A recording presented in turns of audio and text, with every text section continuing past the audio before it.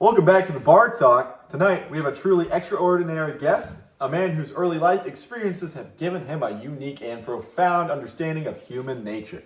Please welcome Piggy! Yo, yo, yo!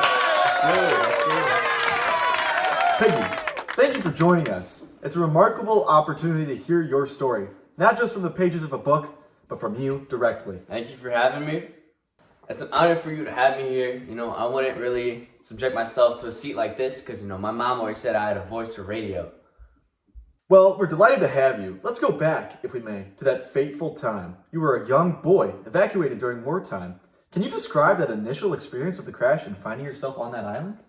That's a good question, Sean. Chaos, just utter chaos, from the war, the plane, to the smell of the ocean, from the crash, When I first landed, I was kind of questioning myself, where are the adults? And then, just kind of went up from there. And you encountered Ralph almost immediately. You seemed to quickly grasp the need for order. The conch, for instance, became a powerful symbol of that.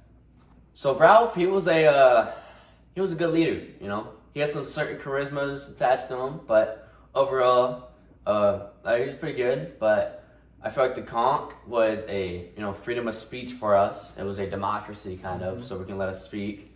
And yeah. But that semblance, as we know, began to unravel. What, in your view, was the tipping point? When did you first realize the true danger of the situation? Well, Sean, it wasn't just one moment, you see. I feel like first it began with the hunt, the thrill of it, the painted faces and all. Jack tapped into something primal, He just kind of went crazy. And then while Ralph and I went to go find fire and help for those in need, and then we kind of just became a society after that. You were often ridiculed and called names. Your physical appearance and your asthma became targets because you're fat. How did you cope with that? So I was also just nicknamed Fatty or just Piggy, names like you would be, but, it stung of course. But, all of us are boys and, we're all kind of scared. And as my auntie told me, never lift your head down, always lift it up. So, gotta think of the bright side, not the dark side. Gotta let those inner thoughts be good. Your spectacles, a recurring image in your story, were both your vulnerability and your source of power. They were essential for starting the signal fire. What did their breaking and eventual theft mean to you? So my eyes, they're the ability for me to see, and they made me help make fire, so I can, make fire and stuff. And when Jack stole my glasses, he took my vulnerability to see. So, yeah, it was kind of hard for me.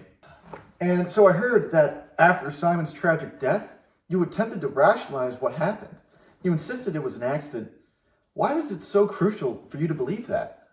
Because if it was accidental, if it was deliberate, then, we wouldn't be boys. We'd be savages. And to acknowledge that it would be pure and unadulterated, evil in us.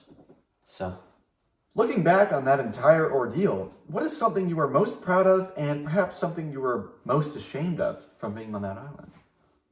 Proud? I guess I'm proud of, a couple things, trying to let them see my ideas, trying to, rescue and, start a fire so, people can come help us. But really ashamed, I guess, is, never really, let them listen to me. So. What lessons did you personally take from that experience that have shaped the man you are today? I believe that civilization is a fragile thing. I think it's built on rules and, it's a constant effort.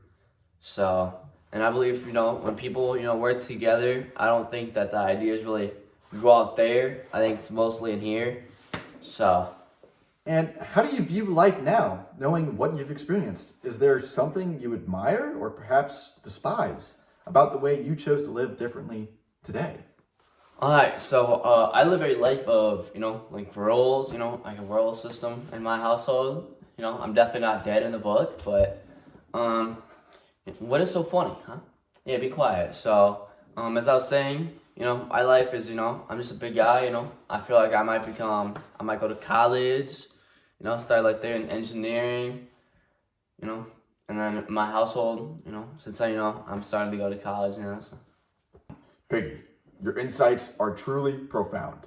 Thank you for sharing your journey with us tonight. Thank you. It's been an honor having me on the show. Let's hear it for Piggy, everyone. Thank you. Let's hear it for Piggy. Oh, yeah.